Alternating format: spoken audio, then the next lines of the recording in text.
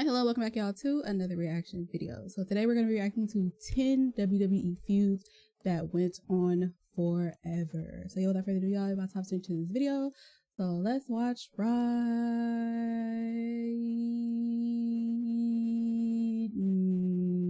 now. If a feud in WWE works well, it should have the ability to go on without the fans becoming bored or frustrated with what they're seeing.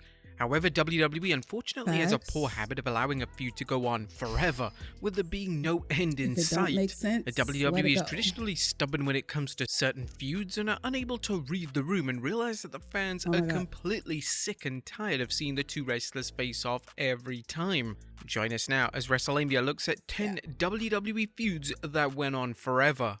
Be sure to subscribe and hit that notification bell for daily wrestling videos and follow us on Facebook for exclusive lists. Also check out our new channel, WrestleMania Shorts.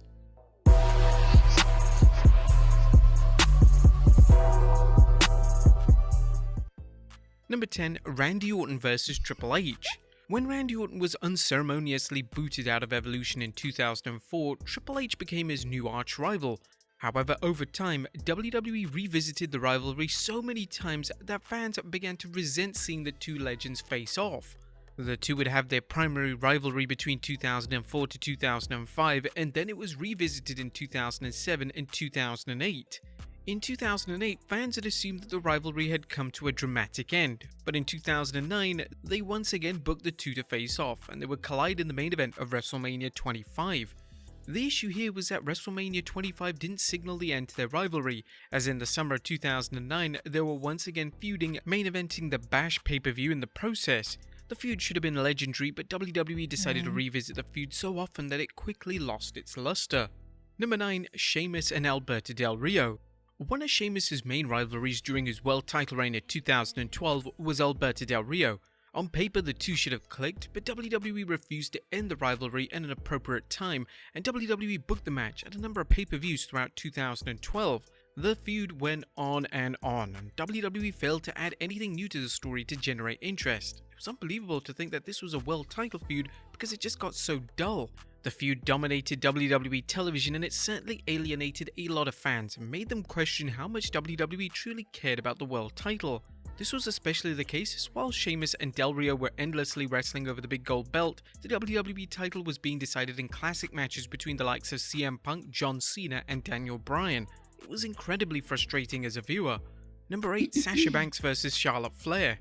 The matches between Banks and Flair in 2016 received good reviews from fans, but the rivalry never seemed to end, and the feud was heavily criticized for negatively impacting the credibility of one Sasha Banks.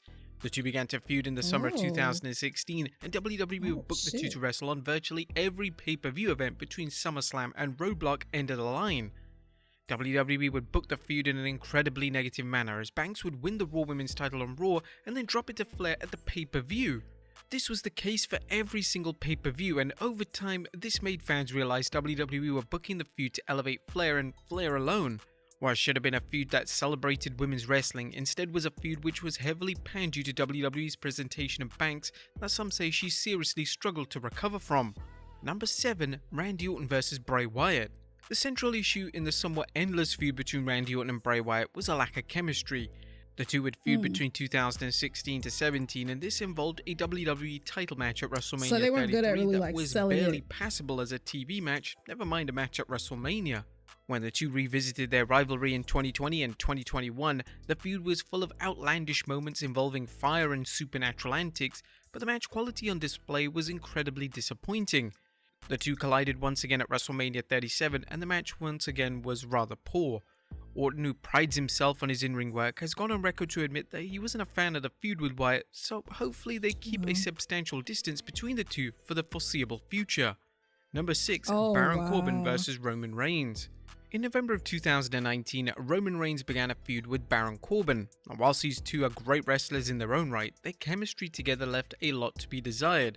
WWE would make the feud the main focal point of SmackDown, and unfortunately this led to fans looking for the remote. WWE implemented horrendously executed comedy into their feud, including segments involving dog food, making it clear that the feud was making Vince McMahon laugh, and that's why it was dragging on forever. Corbin would defeat Reigns in a TLC match at the TLC pay-per-view, making Corbin the last man to date to pin Reigns in a 1v1 match. This should have signaled the end of the feud, but it continued on throughout early 2020, with the matches seemingly getting considerably worse, and the feud getting even more ridiculous. Number 5. Jerry Lawler vs Michael Cole. One of the feuds that took up a ton of TV time on the road to WrestleMania 27 was the feud between Lawler and Michael Cole. Cole was now a villainous announcer, and he was set to face Lawler at WrestleMania 27 in Lawler's first and only WrestleMania match to date. To say that the fans loathed this feud would be an understatement. The fans were willing to accept the feud as long as it ended at Mania, and fans were happy to see Stone Cold Steve Austin involved, who acted as the guest referee in the match. However, after their awful encounter was over, WWE did the unthinkable. They continued the feud. This came after McMahon had told Cole that his match with Lawler was the worst thing he's ever seen.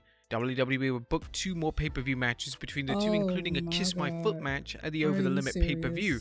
They committed so much time to this feud, and it will without question go down in history as one of the worst feuds WWE has ever produced. Number 4. Randy Orton vs Jinder Mahal. Jinder Mahal conquering Randy Orton to win the title in 2017 was a move that stunned the wrestling world, but what followed was a dire feud between Mahal and Orton that negatively hindered the SmackDown product and was featured on a number of pay-per-views. Orton had worked extremely hard to try and make Mahal credible, but the matches between the two were simply not good.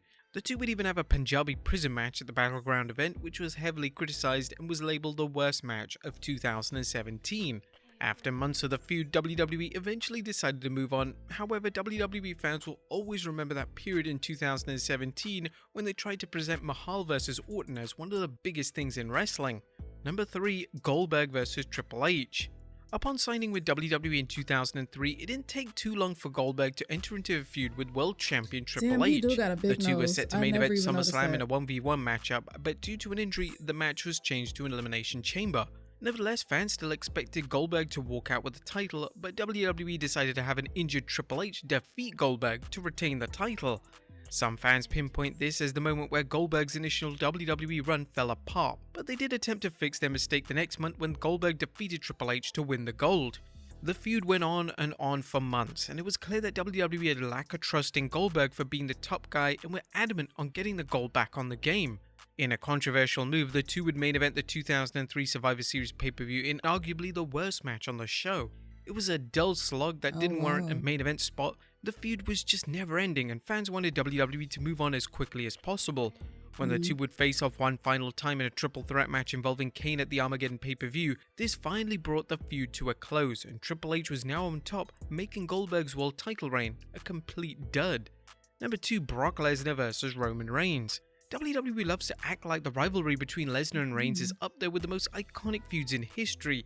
However, that simply isn't the case. The feud between the two started in 2015, and the two would have a well-received main event match at WrestleMania 31, which involved Seth Rollins cashing in the Money in the Bank briefcase.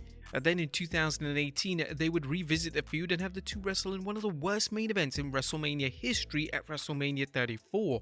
The backlash was so bad to this match that the crowd turned on both men, and Lesnar was so frustrated with how the match went that he threw his title belt at Vince McMahon backstage. WWE then decided to continue the feud into 2018, with the two having one more pay-per-view match, including yet another main event match at SummerSlam.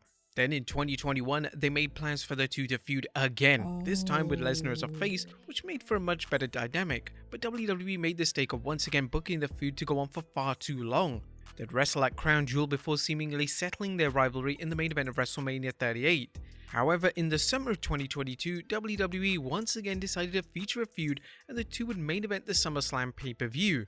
Hopefully, with Triple H firmly running WWE Creative, the feud is never rekindled, and the two stay away from each other for the rest of their respective careers. And number 1, John Cena vs Randy Orton. John Cena and Randy Orton's rivalry should have been held in high regard, as it was two of the top stars in the company competing for the number 1 spot.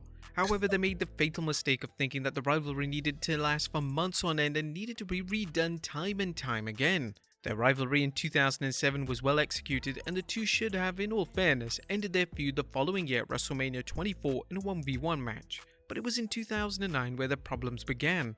In 2009, WWE truly became obsessed with this feud, and they would wrestle on 4 separate yet consecutive pay-per-view events, with the two trading the title back and forth. In late 2013, WWE once again looked to book their favorite feud, and the two would wrestle in a number of matches yet again, including a TLC match and a negatively received world title match at 2014's Royal Rumble pay-per-view. Throughout their decorated careers, both men have wrestled over 20 times, and this doesn't include house show matches.